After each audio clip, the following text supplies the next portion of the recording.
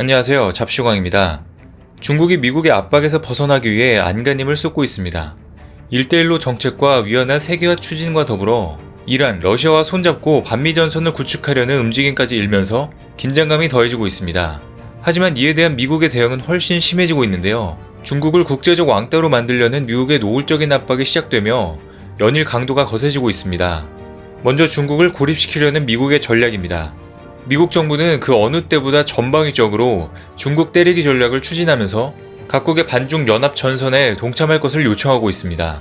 구체적으로 미국 정부는 감염증 발원지와 확산 문제, 중국 화웨이의 제품과 장비 사용 금지 문제, 글로벌 공급망 재구축, 홍콩 국가보안법 문제, 남중국해와 대만 문제 등에서 자국의 편에 서기를 주문하고 있습니다. 미국 정부가 중국 때리기 전략에 나선 이유는 백악관이 지난 5월 의회에 제출한 미국의 중국에 대한 전략적 접근이라는 제목의 보고서에 잘 나타나 있습니다. 이 보고서는 중국의 근본적인 경제개혁과 정치개방에 대한 기대는 실패로 끝났다며 중국은 생명과 자유, 행복 추구권에 대한 미국의 기본적인 신념을 흔드는 정책을 추진하고 있으며 전략적 경쟁에서 우위를 차지하기 위해서는 영내 동맹과 파트너들과의 관계 강화가 필요하다고 밝혔습니다. 이후 미국 정부는 중국의 도전을 저지하기 위해 구체적인 행동에 들어갔습니다. 가장 먼저 중국의 첨단 기술 육성책, 중국 제조 2025 프로젝트의 상징인 화웨이를 고사시켰습니다. 이런 미국의 전략에 전통적 동맹국인 영국이 동참했습니다.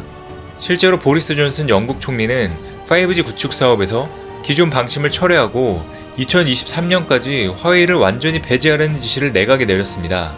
당초 영국은 지난 1월 화웨이의 5G 장비를 민감한 핵심 부분에서 제외하되 비핵심 부분은 점유율이 35%를 넘지 않는 선에서 사용을 허용하기로 했었습니다. 하지만 미국의 중국에 대한 태도 변화에 180도 입장을 바꿨습니다. 아베 신조 일본 총리도 미국 정부의 화웨이 죽이기에 적극 동참하고 있습니다. 일본 정부는 공공기관을 비롯해 개인정보를 취급하는 법인이 화웨이 등 중국 기업들이 만드는 통신기기를 사실상 사용하지 못하도록 조달 운용 지침을 개정해 시행하기로 했습니다. 그런데 프랑스는 그간 공식적으로는 화웨이를 사업에서 배제하지 않는다는 원칙적인 입장을 보여왔습니다. 하지만 결국 프랑스도 화웨이의 손을 놓게 되었습니다. 거세지는 미국의 압박 속에 중국과의 영향력을 저울질해본 결과 미국이 훨씬 크게 작용한다는 결론이 나온 것입니다. 23일 보도된 로이터 통신에 따르면 프랑스 당국이 사실상 2028년까지 화웨이 5G 장비를 퇴출하기 위한 조치를 이 통사들에게 통보했다고 밝혔습니다. 또 현재 화웨이 장비를 사용하지 않는 이동통신사들은 이 회사 장비로 교체하는 것을 피하라고 권고했습니다. 프랑스 당국의 이번 조치로 4세대 이동통신망에 화웨이 장비를 이미 사용하고 있는 부이그텔레콤과 SFR이 특히 곤혹스러워질 전망이라고 로이터는 평가했습니다. 그리고 미국은 이제 우리나라에게도 대놓고 화웨이를 사용하지 말라고 압박하고 있습니다. 로버트 스트레이어 미 국무부 사이버 국제정보통신 담당 부차관보는 21일 화상 브리핑을 통해 미국의 5G 안보 정책을 설명한 뒤 LG U+ 같은 회사들에게 믿을 수 없는 공급자로부터 벗어나 신뢰할 수 있는 공급자로 옮길 것을 촉구한다고 말했습니다. 국내 통신사 중 유일하게 중국 화웨이 장비를 사용하고 있는 LG U+에게 화웨이 배제에 동참할 것을 압박한 것입니다. 또한 미국은 중국을 제외한 세계 경제 질서 재편에도 나서고 있습니다. 경제 번영 네트워크를 통해 글로벌 공급망을 새롭게 구축하려는 의도를 보이고 있는데요. 미국 정부는 대상국으로 한국, 호주, 뉴질랜드, 베트남, 인도, 일본 등을 꼽고 있습니다. 트럼프 대통령이 9월 G7 정상회의에 한국, 호주, 인도와 러시아를 초청한 것도 이와 밀접한 관련이 있다고 분석하고 있습니다. 마지막으로 미국의 전략은 반중 군사 블록을 구축하는 것입니다. 폼페이오 국무장관이 꼽은 중국의 군사 위협에 대응할 동맹 파트너는 한국, 일본, 호주, 인도, 브라질, 영국 등입니다. G7 학대 정상회의 초청과 겹치는 것을 알 수 있는데요.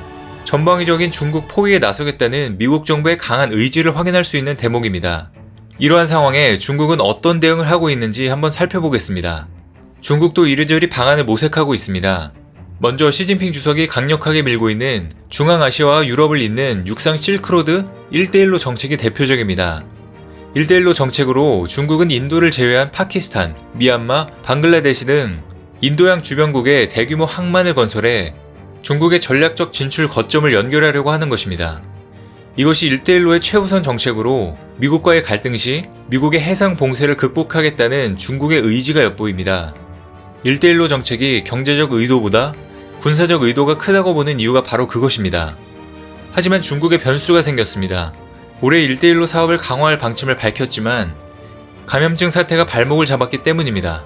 최근 사태로 경제적 타격을 입은 아프리카와 동남아시아 1대1로 참여 국가 중 일부는 중국의 부채 탕감을 요구하고 나섰습니다. 한국은행에 따르면 중국은 1대1로에 소요되는 재원을 조달하기 위해 중국 주도의 국제금융 플랫폼을 구축해 참여 국가에 필요할 자금을 대출했습니다. 그리고 에너지 자원, 시설 운영권 등을 확보하는 방식으로 투자금을 회수하고 있습니다. 하지만 올해 1대1로 참여국에 대한 인프라 투자 규모가 작년보다 30%나 감소했고 건수당 계약 금액도 사업 시행 초기보다 줄어 걱정이 커지고 있습니다. 프로젝트 비용 부담이 늘면서 일부 국가들이 인프라 계획 건설을 취소하거나 개발 규모를 축소하는 상황입니다. 그렇다고 해서 중국은 이 프로젝트를 포기할 생각으로는 보이지 않습니다. 중국은 미국의 압박에서 벗어나기 위해 위안화 세계화를 진행하고 있는데요.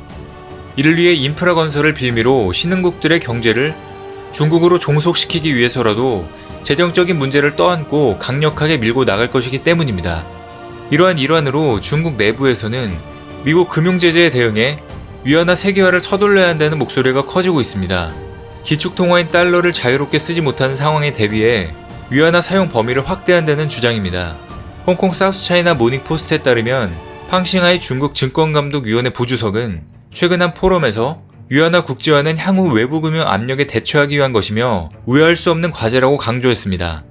중국은 2008년 글로벌 금융위기 이후 40여 개국 중앙은행과 위안화 수합 계약을 맺고 위안화 국제결제 시스템을 구축하는 등 위안화 세계화에 노력해왔습니다.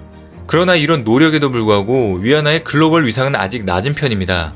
IMF에 따르면 지난 3월 말 기준 각국 중앙은행의 외환 보유액 중 위안화의 비중은 2%에 불과했습니다.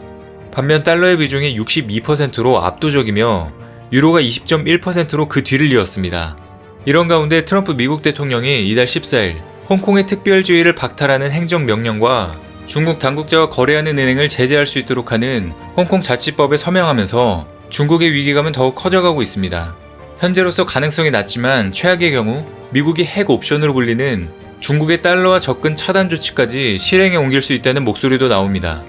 미국이 가할 수 있는 가장 강도 높은 조치로는 세계 200여 개국 은행들이 달러 결제나 송금 시 활용하는 국제은행 간 통신협회, 미국 중앙은행의 자금 이체 시스템에서 중국을 배제하는 방안입니다. 중국의 위안화 세계화 전략은 교두보인 홍콩이 특별지위를 이루면서 이미 크게 타격을 받은 상황인데요. 중국은 제한이 많은 상하이 외환시장과 별도로 2010년 홍콩의 역외시장을 개설했고 중국 제품 수출 시 홍콩에서 위안화로 결제하도록 유도하며 위안화의 유통을 늘리기 위해 노력해왔었습니다. 이번에 미국이 홍콩이 누려온 무역, 투자, 환전, 특별지위를 박탈하면서 외국 기업들이 대거 홍콩을 떠나게 됐는데요. 홍콩의 위안화 세계화 전진기지 기능도 약화될 것으로 보입니다. 이를 두고 옥스퍼드 이코노믹스는 중국이 신흥국에서 벌이는 인프라 사업 건설인 1대1로에서 위안화 거래를 늘릴 것으로 예상되지만 미국과의 관계가 멀어질 수 있기 때문에 상대국들이 위안화 사용을 꺼릴 가능성이 높다고 지적했습니다. 실제로 중국은 홍콩 보안법을 지지하는 조건으로 신흥국들의 빚을 일부 탕감해주는 어처구니 없는 일을 벌이고 있습니다. 미국 온라인 매체 악시오스는 적어도 40개의 홍콩 보안법 지지국은 1대1로 프로젝트에 서명한 곳이다라고 전했습니다. 상당수의 아프리카 국가도 여기에 속합니다. 빈국의 부채 탕감을 지원하는 비영리단체 주빌리 부채 캠페인에 따르면 2018년 아프리카 국가들의 대외 부채 중 약 20%는 중국에 빚진 것으로 나타났습니다. 존스 홉킨스대 국제대학원의 중국 아프리카 연구 보고서는 중국 은행들이 2000년에서 2018년 사이 아프리카 국가들에게 제공한 차관 규모가 1150억 달러나 된다고 밝혔습니다. 급기야 최근 사태로 타격을 입고 있는 아프리카 빈국을 향해 시진핑 주석은 올해 연말 만기가 돌아오는 아프리카 국가들의 채무는 상환을 면제하겠다고 언급했습니다. 얼마나 탕감을 받을지 구체적으로 알려진 게 없지만 적어도 빚을 둘러싼 협상과 결정에 정치적인 고려가 작동한 것으로 보입니다. 이렇게 점점 궁지에 몰리는 중국은 아군을 하나라도 더 만들기 위해 애쓰고 있습니다. 이란, 러시아와 손을 잡고 반미 전선을 구축하기 위해 노력하고 있는 모습입니다. 러시아 국영 타스 통신에 따르면 카젬 잘랄리 이란 대사는 인터뷰에서 미국의 제재 압박이 표적이 된 국가들이 미국의 정책에 공동 대응하기 위한 노력을 결집해야 한다며 러시아, 중국, 이란 등 세계국을 비롯한 많은 강대국들이 미국의 제재에 맞설 모임을 조직할 때가 됐다고 믿는다고 전했습니다. 그리고 뉴욕타임즈는 중국과 이란이 앞으로 25년간 경제, 안보 파트너십을 체결하기 위한 최종안을 지난달에 마련했다고 보도했습니다. 하지만 경제 상황에 따라 언제든 노선이 달라질 수 있는 러시아와 마찬가지로 국제적 고립 상태에 놓인 이란과 손을 잡는다 한들 미국의 압박에 대항하기에는 턱없이 부족해 보입니다.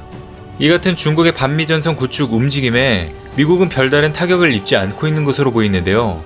오히려 미국은 중국 총영사관 퇴거 요구를 하는 초강경책으로 대응에 나섰습니다. 20일 모건 오테이거스 국무부 대변인은 성명을 내고 미국인의 지적 재산권과 개인정보를 보호하기 위해 휴스턴 주재 중국 총영사관의 폐쇄를 지시했다고 밝혔습니다. 미국은 휴스턴 총영사관이 침투활동이나 내정 간섭에 관여했다는 이유를 들어 폐쇄를 요구한 것으로 보입니다. 미 국무부 소속 관리들로 추정되는 사람들은 25일 영사관 건물 앞에 도착해 뒷문을 강제로 열고 진입했습니다. 그러자 이에 맞서 중국도 청두 미 영사관 폐쇄 통보를 날리면서 맞불을 놓고 있습니다. 미국과 중국 모두 극단적인 상황으로 치닫고 있는데요. 하지만 중국은 앞으로의 상황이 좋지 않아 보입니다. 국제사회에서 갈수록 위태로워지는 중국의 입지가 앞으로 어떻게 변화할지 관심있게 지켜봐야 할 것 같습니다. 댓글을 통한 여러분들의 많은 의견 기다리겠습니다. 많은 분들의 생각이 모였을 때 진정 가치 있는 지식이 완성될 것입니다. 시청해주셔서 감사합니다.